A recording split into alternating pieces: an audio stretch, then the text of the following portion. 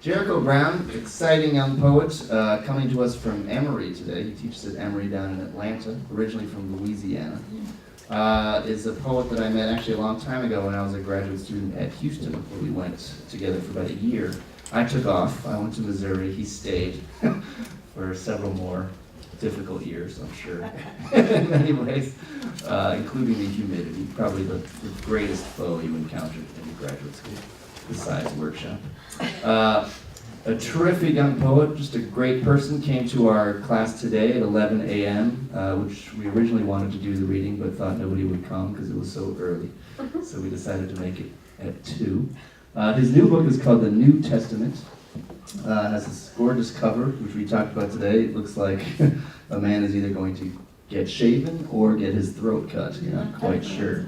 Obviously, he has a really evocative title to go along with the poems on the inside. A tremendously lyric poet, an electric performer. His first book, which he agrees with or not. His first book, Please, won the American Book Award. He was also a Radcliffe Fellow at Harvard University, the university you've heard of, a rival to our sister school in New Haven. So without further ado, please give a warm welcome to Jericho Brown.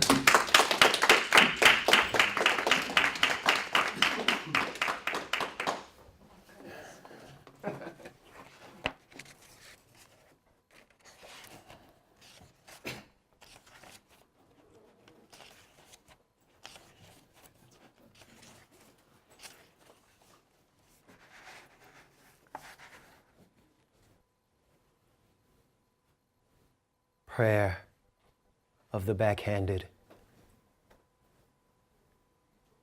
Not the palm, not the pear tree switch, not the broomstick, nor the closest extension cord, not his braided belt, but God, bless the back of my daddy's hand, which, holding nothing tightly against me and not wrapped in leather, eliminated the air between itself and my cheek.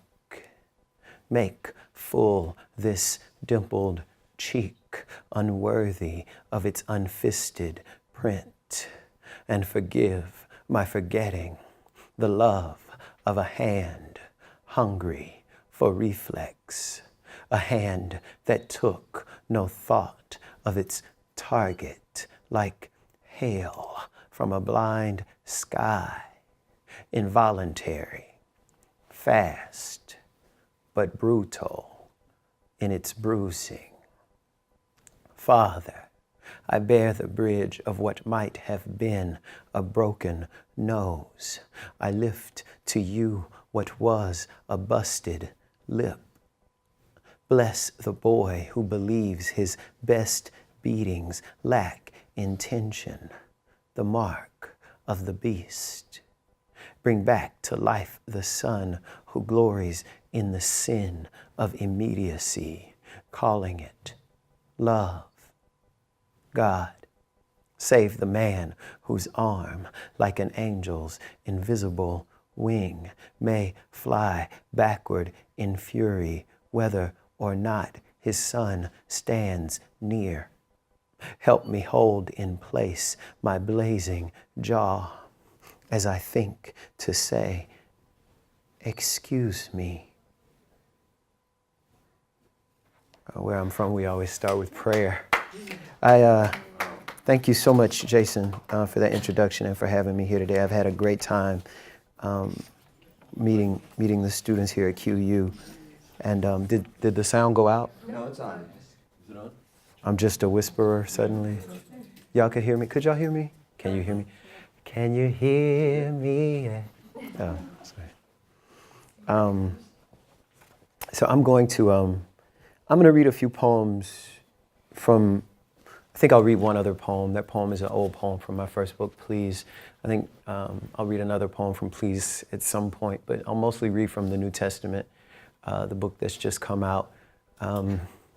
Earlier, I was asked the question in class why the book was called the New Testament. I'm glad my mother wasn't there when you asked that question. She's so upset about that title.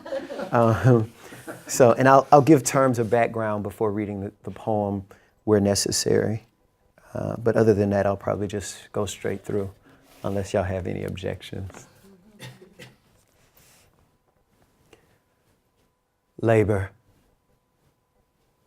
I spent what light Saturday sent sweating, and learned to cuss cutting grass for women kind enough to say they couldn't tell the damned difference between their mowed lawns and their vacuumed carpets just before handing over a $5 bill rolled tighter than a joint and asking me in to change a few light bulbs.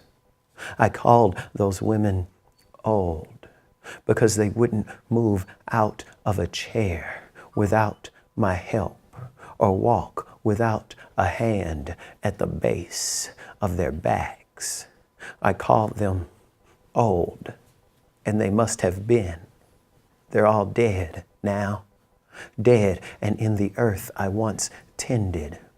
The loneliest people have the earth to love, and not one friend their own age. Only mothers to baby them, and big sisters to boss them around. Women they want to please and pray for the chance to say please to. I don't do that kind of work anymore. My job is to look at the childhood I hated and say, I once had something to do with my hands.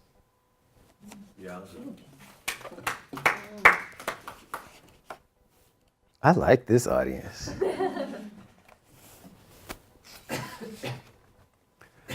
Again, you are not as tired of the poem as I am of the memory.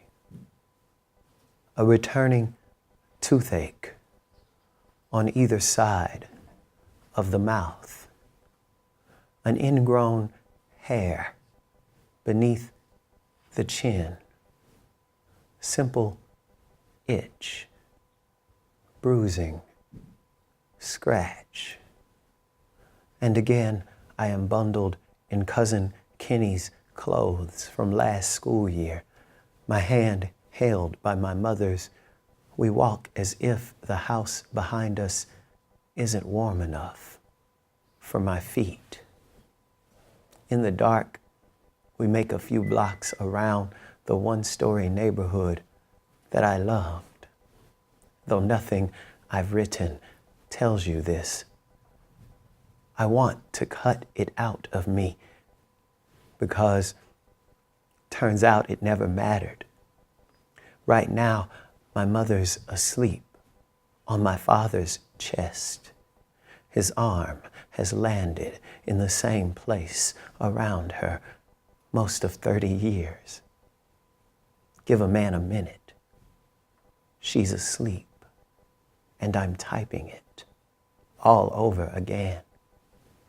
Everywhere, a man is shifting a bit to make his woman more comfortable in his arms. I should have told you this lines ago.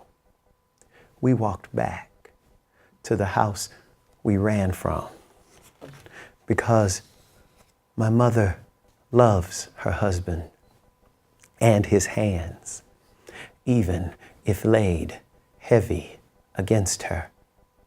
I know you don't want to believe that, but give a man a minute. We're not done. My father loves his wife and the shape of her body, even if hunched in retreat, their son keeping up. I'm so sick of it. Another awful father scarring this page too. A bruising scratch. We walked back through an open door. And why don't I mention how he kissed my forehead before covering me on the couch that was my bed? Listen and you can hear them in the next room, planning names for the youngest of us, then making love loud enough for the oldest to learn.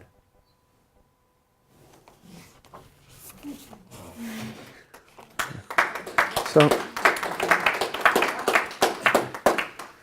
this next poem is titled after a word that might be a Southern word. I don't know if y'all know this word. Maybe y'all use this word. I thought it was a black word, but it might not be a black word. It could be a Southern word. The word is nim. Do y'all know that word? So it's like a contraction, but not in real life. And it stands for and them, but it still doesn't really work grammatically. So I'll give you an example of how it might be used in a sentence. So for instance, if Destiny's Child has a reunion, but for whatever reason you can't remember to say Destiny's Child, you might say, oh, I don't want to go to that concert. I don't really like Beyonce Nim. See, that's how you use it. Have y'all heard this before? Y'all know this word? So this is a word that people used all the time, and it pretty much means that person and everybody you associate with that person, right? So it's like, and people would ask you this all the time, like if they were inquiring about your family, they would say, how your mama Nim? And that just meant everybody in your family, so. Nim. They said to say goodnight and not goodbye. Unplugged the TV when it rained. They hid money in mattresses so to sleep on decisions. Some of their children were not their children. Some of their parents had no birth dates. They could sweat a cold out of you. They'd wake without an alarm telling them to. Even the short ones reached certain shelves. Even the skinny cooked animals too quick to catch. And I don't care how ugly one of them arrived. That one got married to somebody fine. They fed families with change and wiped their kitchens clean. Then another century came. People like me forgot their names. So I'm going to shift gears here just a little bit and read a few persona poems. As most of you know, a persona poem is a poem that's most definitely not in the voice of the poet. Instead, it takes on the speaker, you could write a poem in the voice of a character from a movie or a historical figure, or even an inanimate object. This first one is in the voice of, it's actually in the voice of another poet. The poet I always think of as my first poet, and when I say that, I mean it in the same way we might think of our first love or our first kiss. I remember finding these poems when I was a kid in the library and really falling in love. The poem mentions his favorite singer, the Empress of Blues, Bessie Smith. It also alludes to the fact that he was sort of the forerunner and the leading figure of a movement called the Harlem Renaissance. And the poem also alludes to his very famous poem, a poem called The Negro Speaks of Rivers, which if you don't know that poem, I think you should go Google as soon as possible. Langston Hughes wrote The Negro Speaks of Rivers when he was only 18 years old, which sort of ends up being an important fact in the poem.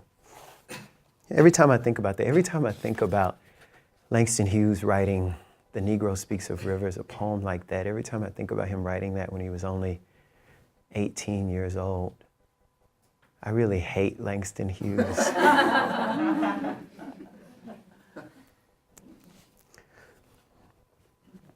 Langston's Blues. O blood of the river of songs, O songs of the river of blood, let me lie down. Let my words lie sound in the mouths of men repeating invocations pure and perfect as a moan that mounts in the mouth of Bessie Smith. Blues for the angels kicked out of heaven. Blues for the angels who miss them still. Blues for my people and what water they know. Oh, weary drinkers drinking from the bloody river.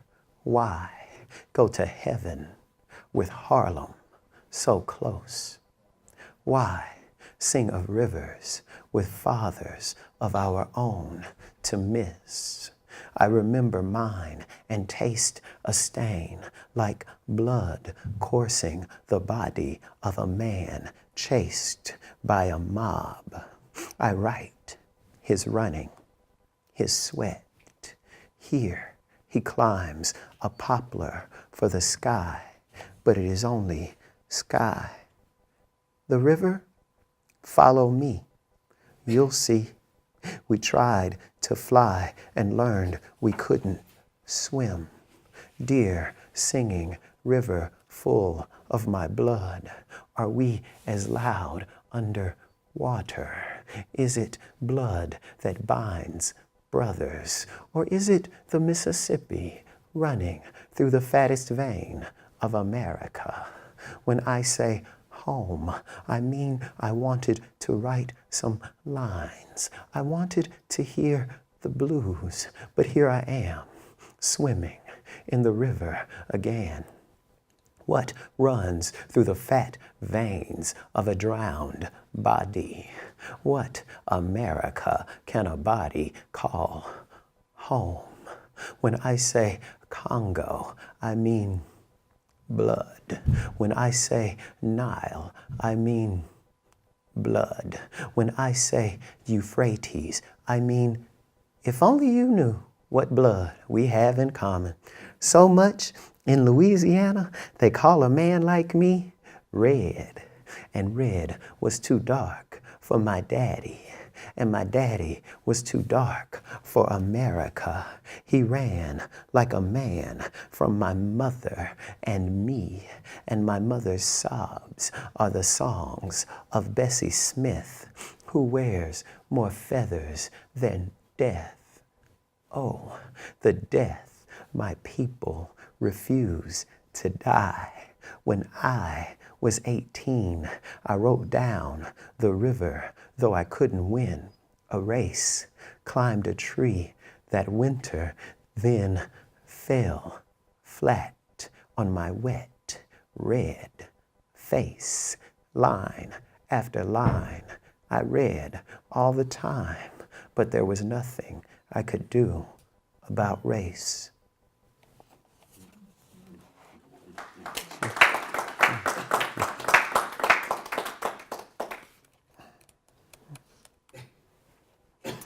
Janis Joplin recorded the Gershwin Standard Summertime with Big Brother and the Holding Company for their 1968 chart-topping album Cheap Thrills. She died of a heroin overdose in 1970. She was 27 years old.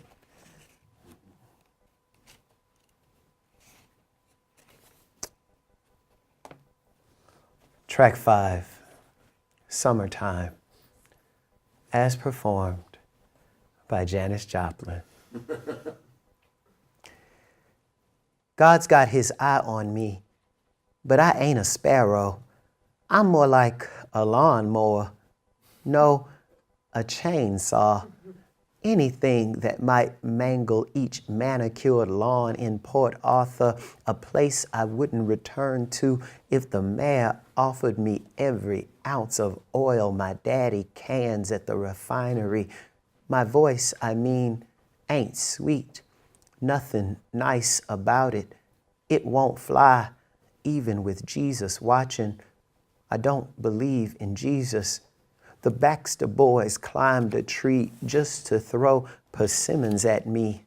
The good and perfect gifts from above hit like lightning, leave bruises. So I lied, I believe, but I don't think God likes me. The girls in the locker room slapped dirty pads across my face. They called me bitch, but I never bit back. I ain't a dog. Chainsaw, I say. My voice hacks at you. I bet I tear my throat. I try so hard to sound jagged. I get high and say one thing so many times, like Willie Baker, who worked across the street. I saw some kids whip him with a belt while he repeated, please. School out, summertime, and the living lashed. Mama said I should be thankful that the town's worse to coloreds than they are to me, that I'd grow out of my acne. God must love Willie Baker. All that leather and steel, a please that sounds like music. See? I wouldn't know a sparrow from a mockingbird. The band plays, I just belt out, please. This tune ain't half the blues. I should be thankful. I get high and moan like a lawnmower so nobody notices. I'm such an ugly girl. I'm such an ugly girl. I try to sing like a man boys call boy. I turn my face to God. I pray. I wish I could pour oil on everything green in Port Arthur. So I am.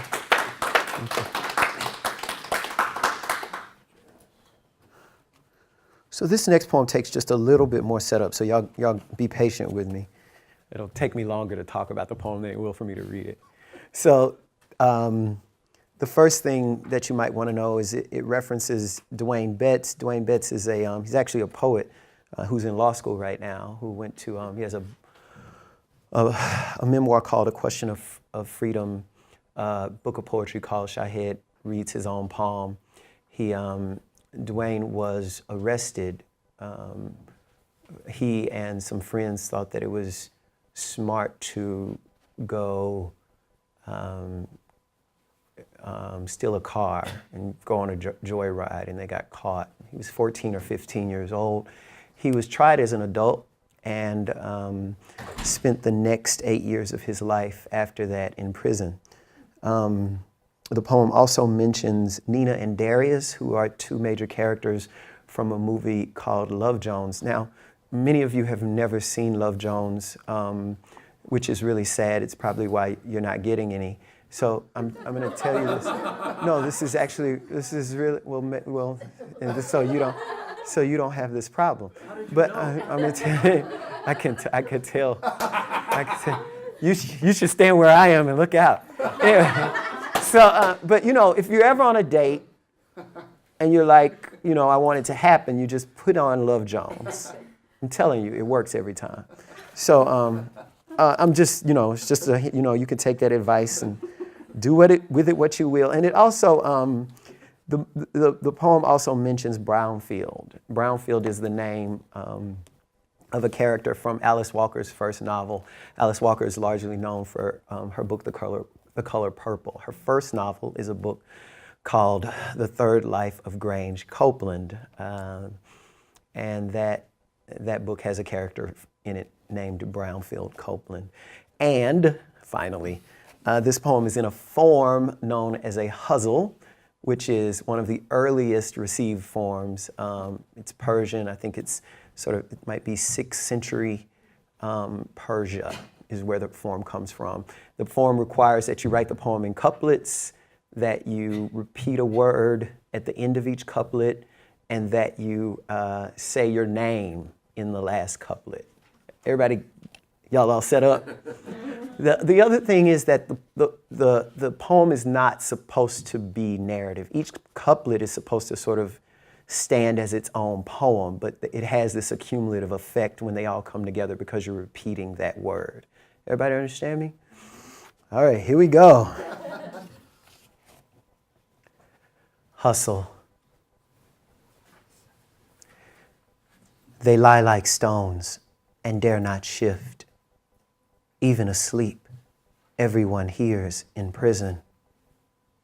Dwayne Betts deserves more than this dry ink for his teenage years in prison. In the film we keep watching, Nina takes Darius to a stepper's ball.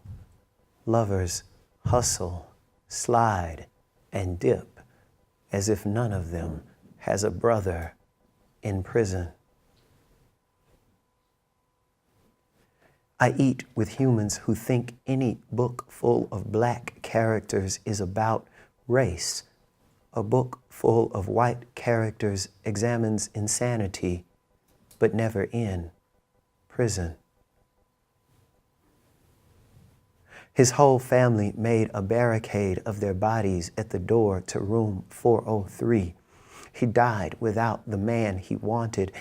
What use is love at home or in prison? We saw police pull sharks out of the water just to watch them not breathe. A brother meets members of his family as he passes the mirrors in prison. Sundays, I washed and dried her clothes after he threw them into the yard. In the novel I love, Brownfield kills his wife, gets only 7 years in prison. I don't want to point my own sinful finger, so let's use your clean one instead.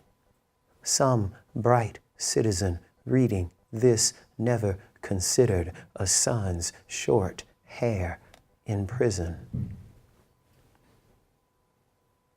In our house lived 3 men with one name, and all 3 fought or ran. I left Nelson Demery III for Jericho Brown, a name I earned in prison.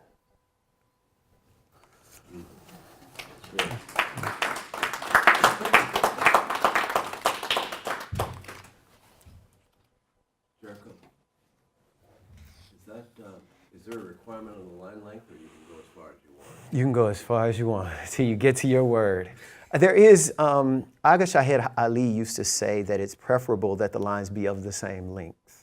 And the form became sort of repopularized through, I'm calling him Shahed as if I knew him, but I didn't know him. But Aga Shahed Ali was a poet. He's actually a gay poet who must have died like early 2000 something, maybe in the late 90s.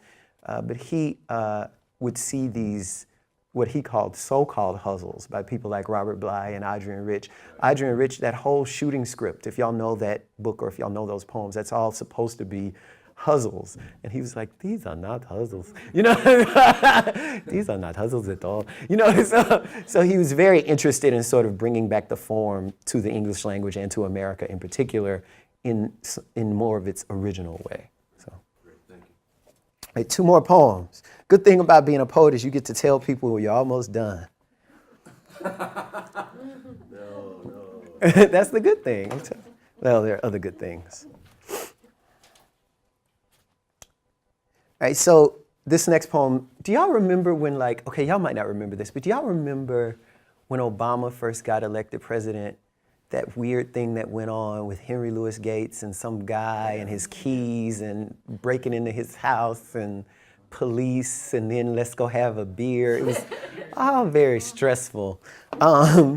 So I think this poem has something to do with that, but I'm really not sure. Homeland. I knew I had jet lag because no one would make love to me. All the men thought me a vampire. All the women were women. In America that year, black people kept dreaming that the president got shot. Then the president got shot, breaking into the White House. He claimed to have lost his keys. What's the proper name for a man caught stealing into his own home? I asked a few passengers. They replied, Jigger. After that, I took the red eye. I took to a sigh deep as the end of a day in the dark fields below us. Some slept, but nobody named security ever believes me. Confiscated my Atripla, my Celexa, my cortisone, my Klonopin, my Flexeril, my Zyrtec, my Nazaril, my Percocet, my Ambien. Nobody in this nation feels safe, and I'm still a reason why. Every day, something gets thrown away on account of long history, or hair, or fingernails, or yes, of course, my fangs.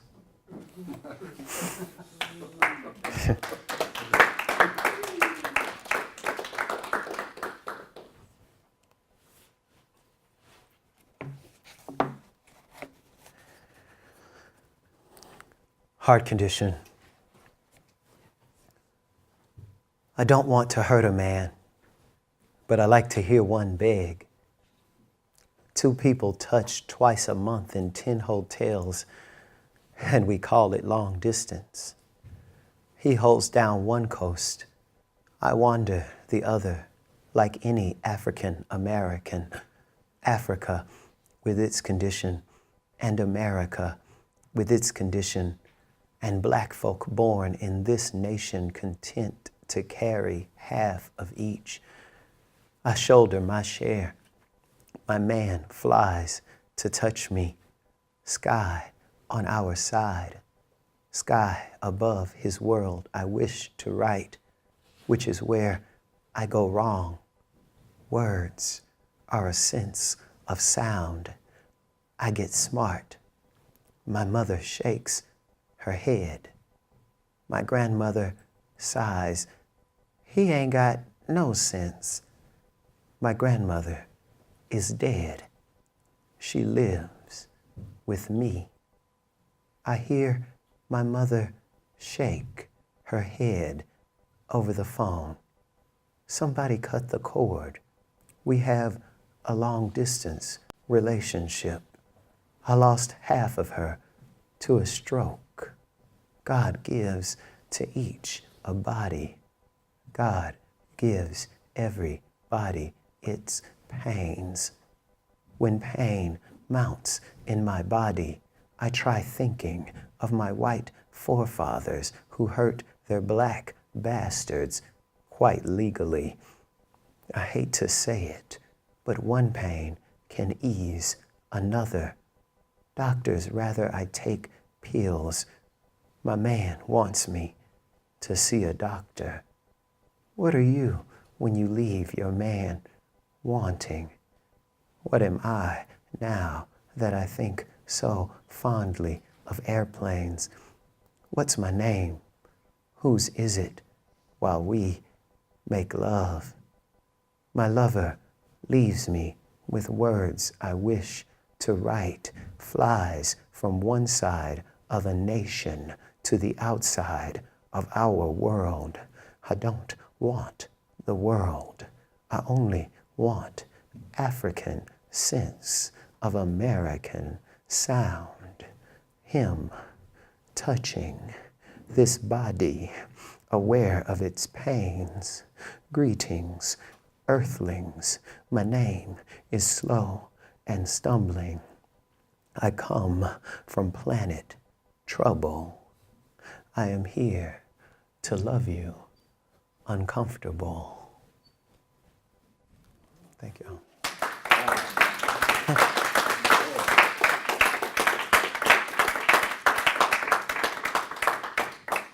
So we have time for maybe a few questions, about 10 minutes. I like questions. I do. Yeah. How were you born? Huh? Where are you born? I was born in Louisiana, originally in Shreveport. I was born, and then I moved to New Orleans. And then so Louisiana. And both sides of my family are from Louisiana. But they're from different parts of Louisiana. My mom and dad used to split up all the time. So whenever one of them would break up with the other one, the one who left that one would go to New Orleans. So, and they're both from North Louisiana, but they would always leave each other, and then when they would leave each other, they would go to South Louisiana, and so I would spend a lot of time in South Louisiana, in New Orleans.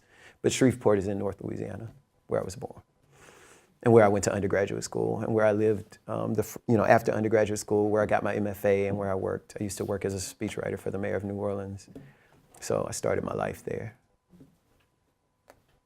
You had a question, right? Yeah, when I listen to your poetry, I kind of need to close my eyes and I sort of go into this hypnotic daze and I picture what you're saying, which is wonderful. But what state are you in when you write it? Like, are you in a clear or hypnotic, or, how does it come to you? It's mostly, it's a trance, I would say, where I'm really not aware of much else going on other than the writing of the poem. What I try to do when I write a poem, I mentioned this earlier today, what I try to do when I write a poem is I try to follow sounds rather than trying to follow sense. So I may not know what's coming next or why I'm writing what I'm writing, or I may not know what a sentence means or even if it has meaning, but I just have to sort of trust that it's supposed to be there because I wrote it down. And so then I move to the next line and I move to the next line, and I do that until I feel as if something has been exhausted or repleted, maybe. And while I'm doing that, it's as if nothing in the world is happening other than that. And so what's really interesting about that is to do that and to look up and to notice that you've missed your morning, or you've missed like all the places you're supposed to be, or do you know what I mean? So that happens, yeah. It's like mindfulness within your mind. Yeah, because it's really weird. It's like when you're most whole, but it's also when you're most vulnerable, most permeable, right? Like, it's this weird feeling that anything might come into you or out of you, or at least this is how I feel when I write. I feel that anything could come into or out of me, but I also feel that I'm doing what I'm supposed to be doing, and I better keep doing it. Do you know what I mean? I know what you mean, because it happens to me. Yeah, yeah.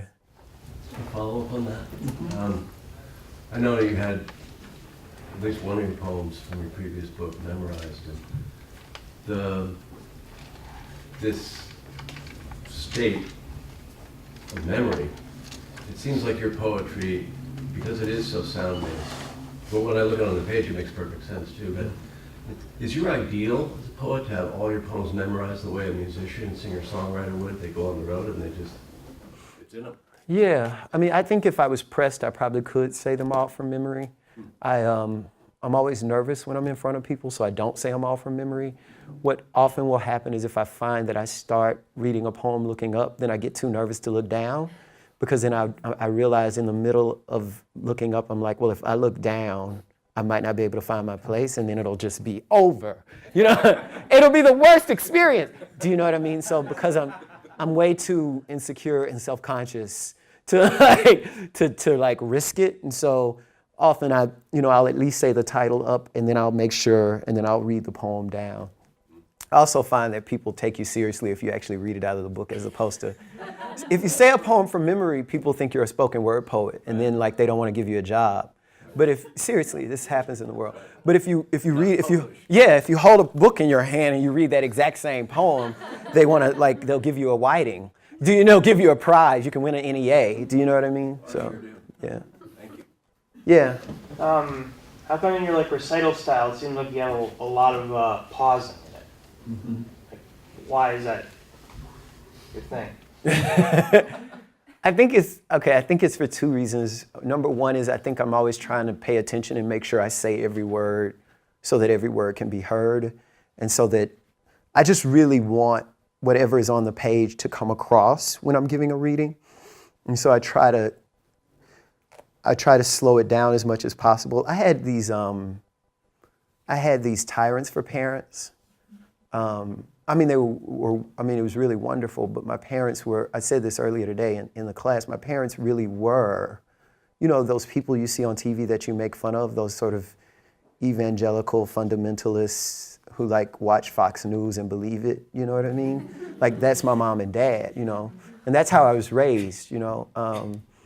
And so that meant that we were always in church all week about something. But it also meant that we were always in front of church all week about something, right? For whatever, you know, it didn't matter the holiday. I mean, we went to a Baptist church. It could have been St. Patrick's Day. It didn't matter. There was always a reason for a kid to get up and say the scripture. And, you know, my sister and I were often one of the kids who got up and said the scripture or did the speech or did the whatever. And my mom and dad, like, practiced us to death, which is part of how this book got written. And so part of what would happen when we would have these practices at my house for what would go on Sunday at church is we were always told to slow down. So I think that's sort of ingrained in me that though it feels slow up here, it's sort of regular speed out there is what I was always told. So, anybody else? Any other questions? Yes, sir. I noticed in a couple of poems there was a speaker's angst about his appearance. I wasn't know if it was some disability or something else, and another poem seemed to take place from, I guess, his lover's point of view. Yeah. That's really an interesting question because somebody else was asking me about this, and I think that rather than it being disability directly, right, I think it's really just more about beauty, like some idea of a received beauty and believing that you don't fit in to that received beauty. Like today, my day was really made. Like I was in line in the cafeteria, and the people who work in the cafeteria, there were two women who work in the cafeteria. They were making pancakes and omelets, and my Lord God, it was good. And one of them said, "Oh boy, you sure is cute." And the truth about that is that really, you know, I'm going to be living off of that probably I'll be living off of that for the next 2 or 3 weeks. Because I need outside approval that I look okay. But part of the reason why the speaker of these poems probably needs that outside approval is because for whatever reason he doesn't feel that way inside himself. And so I think that there's a theme of that in both books that's sort of in the background. It's funny you would mention that because other people have mentioned that to me, that there's a theme of that sort of the issue of like what's the thing with beauty, like what's the thing with attractiveness that keeps coming across in these books and maybe that's what the third book will be about on a more frontal level. Who knows? Yeah, I don't know if you're interested in my response, but you write, you read, you sound like, oh my God, I'm so afraid. Who wrote I Know Why the Caged Bird Sings? Oh, Her yeah. sound was her sound. Oh, wow. But she's from Arkansas. Like Kwame does. And it's Yeah. a very interesting combination. Oh, that's interesting. Well, if you see him, tell him that. Will you please tell him that? I will. That would make me so happy for him to come back and tell me that somebody told him that. You say the beauty is obvious that you see, you know, in your pictures and your father's hand on your mother's body, and I mean, it is beautiful. Thank you so much. Thank you. Thank you. Y'all are a great audience. I did good, Jason. Yeah. Thank you.